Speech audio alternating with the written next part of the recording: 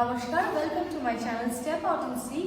আজকে আমরা চলে এসেছি অর্পিতা সরকারের সাথে। আর সে কিন্তু ফার্স্ট হয়েছে বিভাগ গ ড্রয়িং, তাই তো অর্পিতা?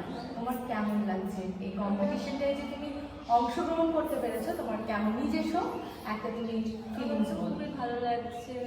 অনেক বছর ধরে ড্রয়িং শিখছি, যে না কিছু করতে পেরেছি, এটা তো খুবই ভালো লাগছে আমার। যে অংশগ্রহণ করেছি, কিছু করেছি, অ্যাচিভ করেছো, ওয়েল অ্যান্ড গুড।